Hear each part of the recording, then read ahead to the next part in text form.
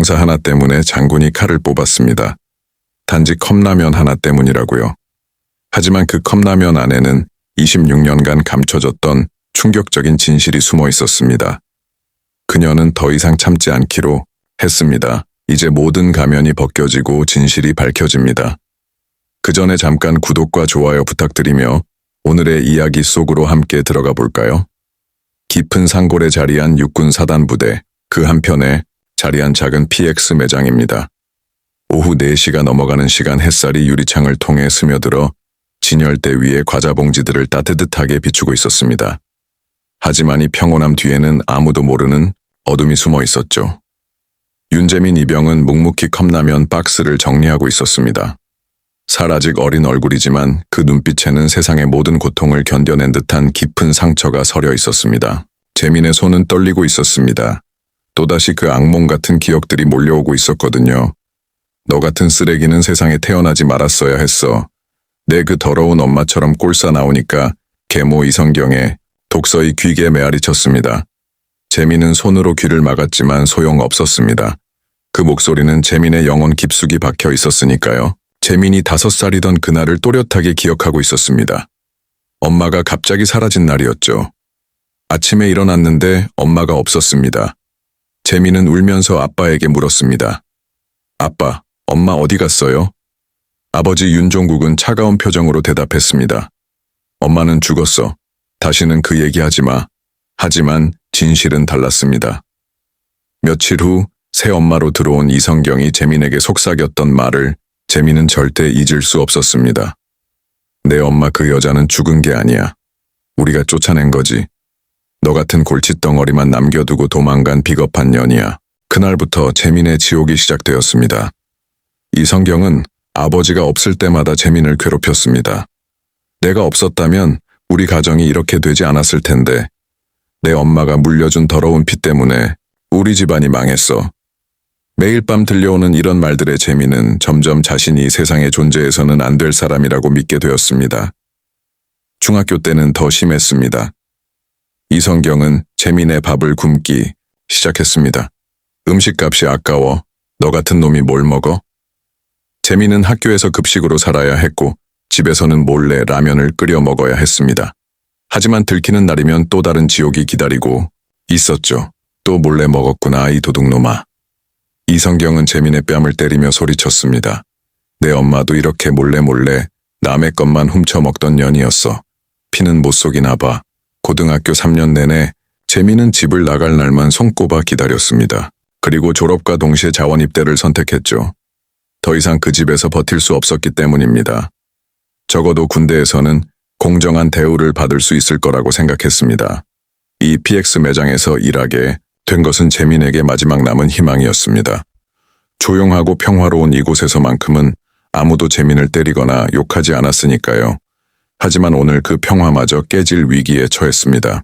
해가 저물어가는 시간 재민의 배에서 꼬르륵 소리가 났습니다. 아침부터 제대로 먹지 못했던 털나 어지러울 정도로 배가 고팠습니다. 재민은 진열대에 놓인 컵라면들을 바라봤습니다. 어린 시절 몰래 끓여 먹던 그 라면이 생각났습니다. 1개 정도는 나중에 돈으로 갚으면 되겠지. 재민은 떨리는 손으로 신라면 하나를 집어들었습니다.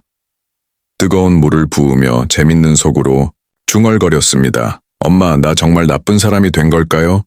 김이 모락모락 올라오는 컵라면을 보며 재민은 처음으로 이곳에서 미소를 지었습니다. 그런데 바로 그 순간이었습니다. 이병 윤재민, 이게 뭐야? 등 뒤에서 천둥 같은 목소리가 터져 나왔습니다. 재민은 깜짝 놀라 돌아봤습니다. 최중희가 팔짱을 끼고 서 있었습니다. 그의 눈에는 마치 먹잇감을 발견한 맹수 같은 관계가 서여 있었습니다. PX 물품, 절도 현행범이군.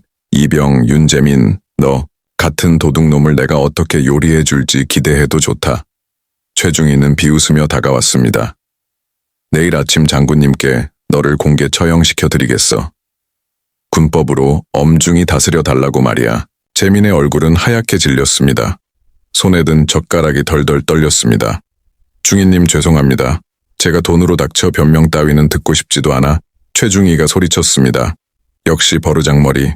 없는 놈들은 어디 가서도 똑같군. 도둑질이나 하면서 살아가는 거야. 그 순간 재민의 머릿속에 계모의 목소리가 겹쳐 들렸습니다. 도둑놈, 더러운 피 태어나지 말았어야 할 재민은 그 자리에 주저앉고 싶었습니다. 결국 여기서도 자신은 쓸모없는 존재일 뿐이었습니다. 다음 날 아침 부대 전체가 술렁이기 시작했습니다. 국방부 인권감찰단장 정숙 중장이 예고 없이 사단을 방문한다는 소식이 퍼졌기 때문입니다. 병사들은 긴장한 표정으로 준비에 연이 없었고 간부들은 더욱 바쁘게 움직이고 있었습니다. 재민은 PX 앞에서 떨리는 손으로 진열대를 정리하고 있었습니다. 어젯밤 한숨도 자지 못했던 터라 얼굴은 창백했고 눈 밑에는 깊은 다크서클이 드리워져 있었습니다. 오늘 내 인생이 끝나는구나. 재민은 속으로 중얼거렸습니다. 최중희는 아침부터 들뜬 표정으로 돌아다니고 있었습니다. 마치 큰 사냥감을 잡은 사냥꾼처럼 말이죠. 이병 윤재민, 너 같은 도둑놈을 장군님께 직접 고발할 생각하니 속이 시원하다. 최중희는 비웃으며 재민을 쳐다봤습니다. 내가 얼마나 비참하게 망가지는지 두고 봐라. 오전 10시 드디어 그 순간이 왔습니다. 검은색 승용차 한 대가 부대 정문을 통과해 들어왔습니다. 차에서 내린 사람은 중년의 여군 장성이었습니다. 정숙 중장 18살의 그녀는 군복을 단정하게 차려입고 있었지만 그 눈빛에는 말로 표현할 수 없는 깊은 슬픔이 서여 있었습니다. 정숙기 PX 쪽으로 걸어오자 최중희는 급히 뛰어가 인사를 했습니다. 장군님, 이 부대에 큰 문제가 있어서 바로 보고 드려야 할 일이 있습니다. 최중희의 목소리에는 흥분이 가득했습니다. 무슨 일인가요? 정숙의 목소리는 차분하면서도 위험이 있었습니다. 저기 PX에서 일하는 이병 윤재민이라는 놈이 물품을 절도했습니다. 제가 직접 현장을 목격했습니다. 최중희는 마치 큰 공을 세운 것처럼 자랑스러워했습니다. 이런 도둑놈을 군에서 키우고 있다니 정말 부끄럽습니다. 그 순간 정숙의 표정이 미묘하게 변했습니다. 재민이라는 이름을 들은 순간 그녀의 심장이 격하게 뛰기 시작했습니다. 설마 그 아이가 정숙은 애써 침착함을 유지하며 물었습니다. 그 병사를 직접 보고 싶습니다. 당연히 보여드려야죠. 이병 윤재민 최중희가 소리쳤습니다. 당장 여기로 나와. 재민은 다리가 후들거리며 나왔습니다. 고개를 푹 숙인 채 말입니다. 그런데 정숙이 재민의 얼굴을 본 순간 그녀는 숨이 멎는 듯한 충격을 받았습니다. 그 얼굴 26년 전 헤어졌던 그 아이의 얼굴과 너무나 닮아 있었기 때문입니다. 이놈이 어제 컵라면을 훔친 현행범입니다. 최중희는 재민을 손가락으로 가리키며 소리쳤습니다. 이런 도둑놈은 영창에 넣어서 혼줄을 내줘야 합니다. 정숙은 재민을 바라보며 물었습니다. 병사, 고개를 들어보세요. 목소리는 차분했지만 그 속에는 떨림이 있었습니다. 재민이 고개를 들자 정숙은 더욱 확신하게 되었습니다. 그 눈, 어린 시절 자신을 엄마라고 부르며 안겼던 그 아이의 눈과 똑같았습니다. 정숙의 눈에 눈물이 맺히기 시작했습니다. 장군님, 왜 멍이 계십니까? 당장 이놈을 처벌해 주십시오. 최중희가 다급하게 말했습니다. 그러자 정숙이 돌아서며 최중희를 노려봤습니다. 그 눈빛에는 차가운 분노가 서려 있었습니다. 중이 컵라면 하나 때문에 병사를 이렇게 공개적으로 모욕하겠다는 겁니까? 최중희는 당황했습니다. 아니 그게 아니라 군기라고요? 정숙의 목소리가 한 옥타브 높아졌습니다.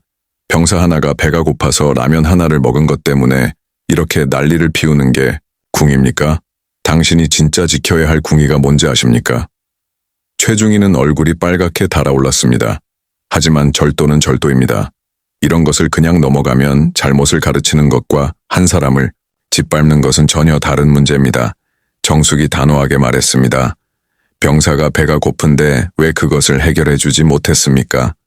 당신의 관리 책임은 어디 갔습니까? 주변에 모여든 병사들과 간부들이 숨을 죽이며 이 상황을 지켜보고 있었습니다. 아무도 감히 말을 할 수 없는 긴장된 분위기였습니다. 정숙은 재민에게 다가가며 부드럽게 말했습니다. 이병, 앞으로는 배가 고프면 언제든 말하세요. 굶으면서까지 참을 이유는 없습니다. 그리고 최중희를 향해 차가운 눈빛을 보내며 말했습니다. 중희, 당신은 지금부터 이 병사에게 제대로 된 식사를 제공할 책임이 있습니다. 만약 이런 일이 또 생긴다면 그때는 당신을 문제 삼겠습니다. 체중 있는 입을 다물 수밖에 없었습니다. 감찰단장 앞에서 더 이상 반박할 수 없었기 때문입니다. 재민은 이 모든 상황이 믿기지 않았습니다. 자신을 보호해주는 사람이 있다는 것이 꿈만 같았습니다. 그런데 정숙의 따뜻한 말투와 눈빛에서 묘한 익숙함을 느꼈습니다. 이상해. 이런 따뜻한 느낌. 어디서 느껴본 것 같은데? 정숙은 재민을 바라보며 속으로 다짐했습니다. 내 아이 정말 내 아이구나. 이제 절대 놓치지 않겠어. 엄마가 너를 지켜줄게. 그날 이후 부대 안의 분위기가 완전히 바뀌었습니다. 정숙 중장이 감찰 업무를 위해 일주일간 부대에 머물게 되면서 그녀는 매일같이 PX를 찾았습니다. 처음에는 단순한 시찰인 줄 알았던 사람들도 점점 이상함을 느끼기 시작했습니다. 장군님이 왜 자꾸 PX만 오시는 거지? 병사들 사이에서 수군거리는 소리가 들렸습니다. 하지만 아무도 감히 직접 물어볼 수는 없었죠. 정숙은 매번 작은 핑계를 만들었습니다.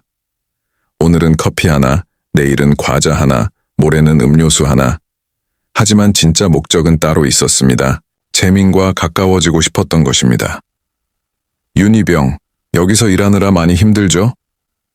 정숙이 조심스럽게 말을 걸었습니다. 목소리에는 모성애가 가득했지만 재민은 그저 높으신 분이 자신에게 관심을 보이는 것이 신기할 뿐이었습니다. 아닙니다. 장군님, 여기는 조용해서 좋습니다. 재민은 어색하게 대답했습니다. 하지만 정숙의 따뜻한 눈빛을 보면 묘한 안정감이 들었습니다. 마치 어린 시절 누군가에게 안겨서 느꼈던 그런 포근한 말이죠. 며칠이 지나자 정숙은 더욱 구체적으로 다가가기 시작했습니다. 윤희병, 혹시 가족은 어떻게 되나요? 부모님이 걱정을 많이 하시겠어요? 그 질문에 재민의 얼굴이 순간 어두워졌습니다. 어릴 때 어머니가 돌아가셨습니다. 그 후로는 그냥 그렇게 살아왔습니다. 정숙의 가슴이 철렁 내려앉았습니다. 돌아가셨다고? 그럼 내가 죽었다고 말한 건가? 정숙은 애써 침착함을 유지하며 더 자세히 물어봤습니다. 어머니에 대한 기억이 있나요? 재민은 잠깐 망설이다가 대답했습니다. 잘 기억나지 않아요. 다만 노란색 그림책을 읽어주시던 기억이 조금, 그리고 따뜻한 손길. 재민의 목소리가 점점 작아졌습니다. 정숙은 눈물을 참기 위해 입술을 깨물었습니다. 노란색 그림책. 그것은 재민이 어렸을 때 가장 좋아했던 책이었습니다. 매일 밤 그 책을 읽어주며 재민을 재웠던 기억이 생생했습니다.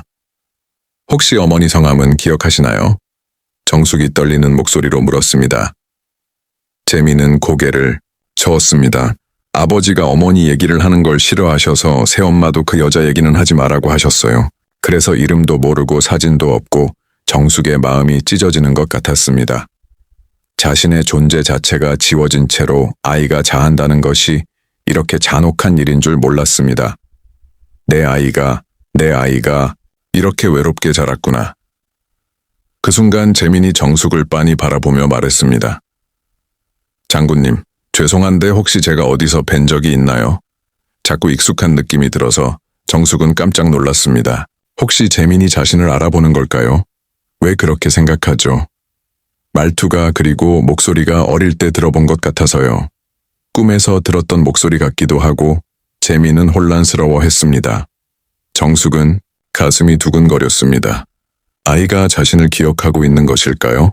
하지만 아직 확신할 수는 없었습니다. 더 확실한 증거가 필요했습니다. 윤희병, 혹시 어릴 때 이름이 달랐던 적이 있나요? 정숙이 조심스럽게 물었습니다. 재민은 잠깐 생각하더니 대답했습니다. 어렸을 때 재영이라고 불렸던 것 같아요. 윤재영. 그런데 새엄마가 오시면서 재민으로 바뀌었어요. 그 더러운 이름은 쓰지 말아라고 하셔서 정숙은 충격을 받았습니다. 재영, 그것은 자신이 지어준 재민의 원래 이름이었습니다. 이 성경이 아이의 이름까지 바꿔버린 것입니다. 그 새엄마가 많이 힘들게 하셨나요? 정숙의 목소리가 떨렸습니다. 재민의 얼굴이 일그러졌습니다. 새엄마는 저를 싫어하셨어요. 내 엄마 같은 더러운 여자의 피를 받아서 너도 그렇다고 했어요. 세상에 태어나지 말았어야 할 쓰레기라고도 했고요. 정숙은 분노로 온몸이 떨렸습니다. 어떻게 어린아이에게 그런 말을 할 수 있단 말입니까? 그럼 아버지는 뭐라고 하셨나요? 아버지는 새엄마 편이셨어요. 엄마 생각은 하지 마라. 이제 이 성경이 내 엄마다라고만 하셨어요. 제가 원래 엄마 얘기를 하면 화를 내셨죠. 정숙은 눈물을 참을 수 없었습니다. 화장실에 가겠다며 자리를 피한 그녀는 구석에서 울음을 터뜨렸습니다.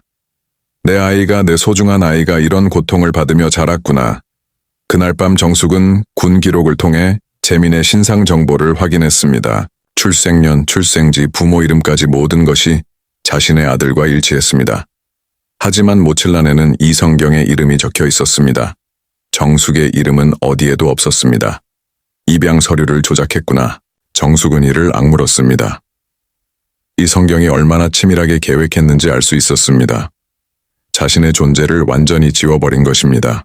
정숙은 결심했습니다. 이제 확실한 증거를 찾아야 할 때였습니다. 비밀의 DNA 검사를 진행하기로 했습니다. 군병원의 협조를 받아 재민의 건강검진을 핑계로 혈액 샘플을 얻을 수 있을 것입니다. 다음 날 아침 정숙은 재민에게 말했습니다. 윤희병 정기건강검진이 있으니 군병원에 가 보세요. 재민은 고개를 끄덕였습니다. 하지만 마음 한편으로는 아쉬웠습니다. 정숙과 이야기하는 시간이 자신에게는 하루 중 가장 행복한 시간이었거든요. 일주일 후 정숙은 떨리는 손으로 DNA 검사 결과지를 받아들었습니다. 99.999% 침자 확률, 의심의 여지가 없었습니다. 재민은 정말로 자신이 26년 동안 그리워했던 그 아이, 자신의 친아들이었습니다. 정숙은 결과지를 가슴에 꼭 안고 눈물을 흘렸습니다. 재현가, 내 아들, 엄마가 드디어 너를 찾았구나. 그동안 억눌러왔던 모든 감정이 한꺼번에 폭발했습니다. 기쁨과 슬픔, 그리고 분노가 뒤섞인 복잡한 감정이었습니다. 다음 날 정숙은 재민과 단둘이 이야기할 기회를 만들었습니다. 다른 업무를 핑계로 PX에 온 그녀는 마감 시간까지 기다렸다가 재민에게 말했습니다. 윤희병, 잠깐 이야기 좀 할까요? 재민은 긴장하며 고개를 끄덕였습니다. 네, 장군님. 정숙은 깊게 숨을 들이쉬고 조심스럽게 입을 열었습니다. 윤희병, 아니 재미야, 너에게 정말 중요한 이야기를 해야겠어. 재민은 갑자기 반말을 하는 정숙에게 당황했습니다.